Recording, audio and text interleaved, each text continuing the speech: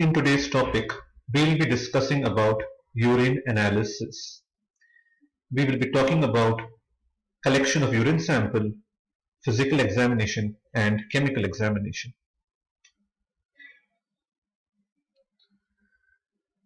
Urine analysis is a term used to describe a group of qualitative, semi-quantitative tests performed on a given sample of urine which helps in the clinical diagnosis. Steps involved are specimen evaluation, physical examination, chemical examination, and microscopy. What are the different samples of collection of urine? First is the first voided sample. We can collect a midstream collection sample. Urine can be collected by using a catheter in patients who are bedridden, hospitalized, or it can be collection by suprapubic puncture. For quantitative tests and tubercular bacilli, 24-hour specimen is preferred. Fresh sample is always ideal for urine analysis. Why? Because urine on long standing greater than 1 hour leads to decreased clarity due to crystallization, loss of ketone bodies and bilirubin, degradation of casts and cells, overgrowth of contaminating microorganisms. If the analysis is delayed by more than an hour, preservatives are used. So what are the preservatives used? Though they are not commonly used, in my experience I have not seen them being used, but they can be used, like toluene, chloroform, sodium carbonate, boric acid, concentrated HCl, and thymol. So at least 15 ml of urine should be sent to the lab with proper patient name and labeling, required tests mentioned clearly, proper preservatives used without any transportation delay. So in physical examination, what do we look at? We look at the volume, color, appearance, odor, specific gravity, and pH. So the normal volume of urine is around 600 to 2000 ml. That is the normal urine a person passes. With more urine during the day than night, in the night it should not exceed more than 400 ml. What is polyuria? Polyuria is the word used for abnormal increase in urinary volume greater than 2000 ml in 24 hours. Nocturia is greater than 500 ml being passed during the night with a specific gravity of less than 1.018. Oliguria is abnormal decrease in urinary volume less than 500 ml in 24 hours. Anuria is complete cessation of urine or less than 100 ml in 24 hours. What are the colors? The normal color of urine is yellow. It can be reddish brown if there is increase in porphyrins, bright red when there is large amount of fresh blood, smoky brown with blood pigments, brownish to yellow green when there are bile pigments, milky white in the case of chyluria. What about the normal appearance? The normal appearance, normally the urine is clear.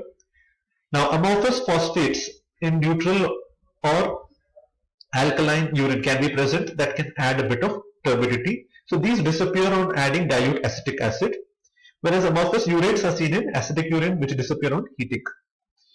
So these are the most two common causes for turbidity of urine.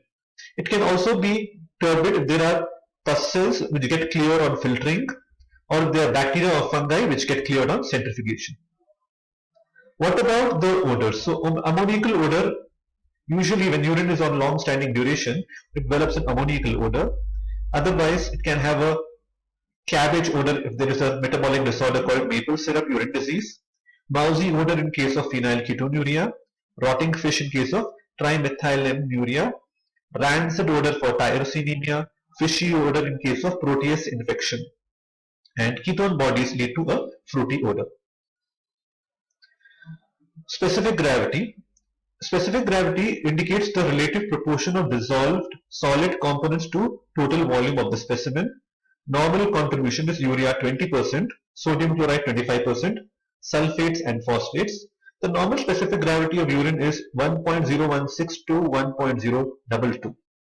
It is called as hypostenuria if the specific gravity is less than 1.007, hyperestynuria if the specific gravity is more than 1.035.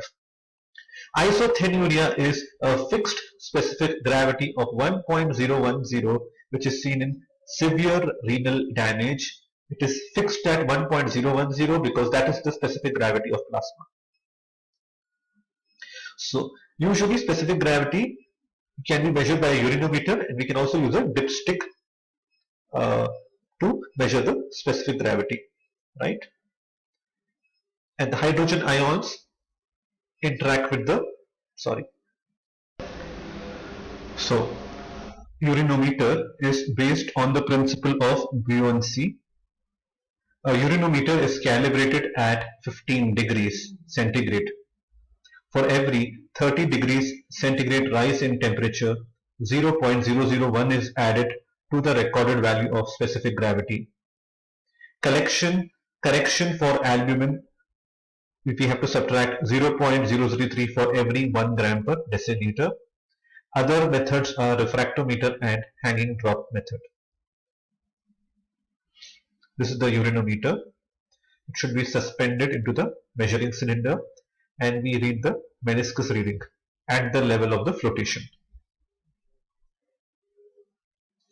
What are the causes of high specific gravity?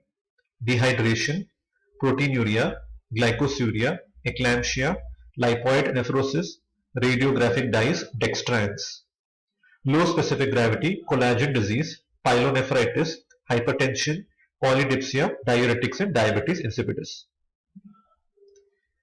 Urine pH ranges from 4.5 to 8. Around pH 6, most commonly it is acidic due to ions like sulfates, phosphates, and chlorides. We use a litmus paper. The acidic urine turns the blue litmus paper red.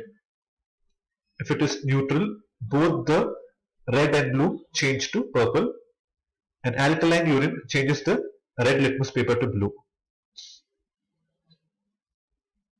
But in the lab, we commonly use the dipstick method to estimate the pH.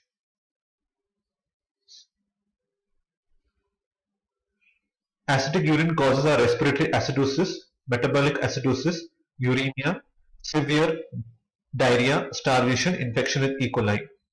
The causes of alkaline urine are diets high in citrus fruits, vomiting, Pseudomonas, Proteus, and salicylate poisoning. What are the tests for chemical examination of urine? We have tests for protein, reducing sugars, ketone bodies, blood, bile salts, bile pigment, and urobilinogen. Coming to proteins in urine. So, first there can be accidental proteinuria. This is the protein usually originating from the lower part of the urinary tract with contamination by vaginal discharge, pus, seminal fluid after prostatic massage, right? And it can be functional proteinuria. Origin is in the kidney with no pathological significance, intermittent, and is related to posture, called orthostatic proteinuria. Resolves within 2 to 3 days. It is less than 0.5 grams per day. There can be heavy proteinuria of greater than 4 grams per day, causes of nephrotic syndrome, acute and chronic glomerulonephritis, diabetes, malaria, malignant hypertension, sickle cell disease. There can be moderate proteinuria with a majority of the renal diseases, nephrosclerosis due to hypertension, multiple myeloma, malignant and inflammatory conditions. What are the natures of protein in urine?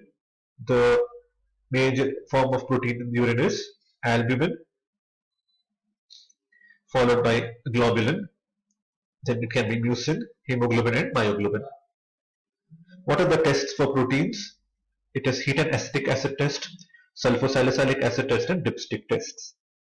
So, in the lab, routinely we use a dipstick test, right, to estimate the protein.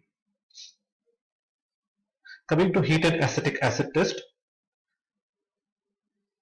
it is a white cloud that appears on heating, maybe due to phosphates, carbonates, and proteins. Add 2 to 3 drops of 3% acetic acid. If cloudiness is due to phosphates or carbonates, it will disappear in latter with effervescence. If due to protein it will be present. And you can add 2 drops of nitric acid if precipitate is due to mucin or nucleoproteins, it will disappear. Persistent cloudiness indicates proteins. The next test for proteins is sulfosalicylic acid test. The reagent used is 3% sulfosalicylic acid. To 2 ml of clear urine, add an equal volume of 3% sulfosalicylic acid. Let it stand for 10 minutes. It can detect as little as 2 or 3 grams of protein. It cannot differentiate between Bence-Jones and other proteins. What are Bence-Jones proteins? These are seen in multiple myeloma. Murate, tolbutamide and penicillin can give false positive tests. So this is how it appears. It is clear here and we can see that there is cloudiness with some flocculation, and here we have precipitation as well, right? The other test for proteins is the Heller's test. In Heller's test we use nitric acid, 1 ml of urine. To this you add nitric acid from the side and we notice a white ring being formed. We can also use a quantitative test which is the picric acid test, which is done by the Esbach's and Aufrecht's method. What are Bence-Jones proteins? They are excess of immunoglobulin light chains formed by clonal proliferation of immunocytes. Appear on heating at 50 to 60 degrees and disappear on heating to 100 degrees and again reappear on cooling to 40 degrees. They are detected by sulfosalicylic acid test. More specific is the toluene sulfonic acid test. They can be seen in multiple myelomas, macroglobulinias and lymphocytic lymphomas. We end the first part of the video by discussing with the test of sugars in urine, and we will continue the next discussion in the next video. So sugars in urine, it can be, when it is present it's called melituria, and glucose is the most important. Less important are fructose, lactose, galactose and pentose. And presence of glucose is called glycosuria or glucosuria, and it occurs when the blood or plasma glucose exceeds 180 to 200 milligram per deciliter. What are the causes of sugars in urine? It can be endocrine causes like diabetes, acromegaly, Cushing's, pancreatic tumors, hyperthyroidism. Metabolic causes like burns, infections, uremia, glycogen storage disorders, drugs such as thiazides and corticosteroids and OCPs, oral contraceptive pills. And we also use a dipstick test. That's the most convenient test used in the lab, right? So Benedict's test, the principle is sugars reduce copper sulfate to cuprous oxide, a reaction that is hastened by boiling, and the resultant color of precipitate is noted. Benedict's reagent is 17.3 grams of crystalline copper in 100 ml of distilled water, right? And dissolve 100 grams of anhydrous sodium carbonate and 175 grams of sodium citrate in 700 ml of distilled water. The procedure is simple. Take 5 ml of Benedict's reagent, heat it, add 8 drops of the given sample of urine. Continue heating till a colored precipitate is formed. The color can vary from pale green, cloudy green, yellow, orange to brick red, which corresponds to 2 grams per deciliter. And remember, this is a semi-quantitative test.